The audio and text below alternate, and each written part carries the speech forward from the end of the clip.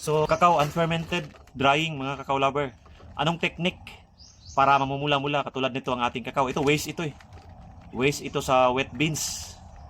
So, dinry ko, yan, napakaganda oh. So, ano yung ginawa ko dito?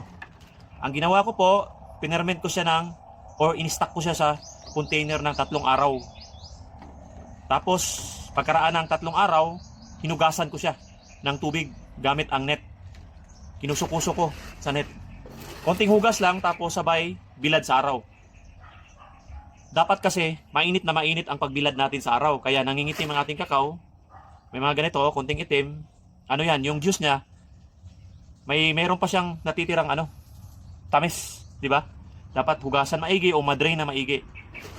Yun po ang pag sun-dried natin sa ating kakao. Unfermented ito. So, pwede rin hindi hugasan.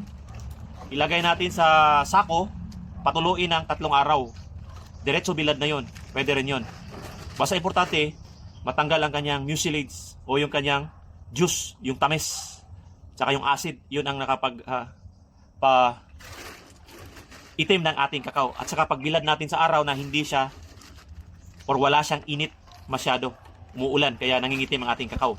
Tapos maya-maya, imimix natin, di ba? Igagano natin para ma-mix ang ating kakao.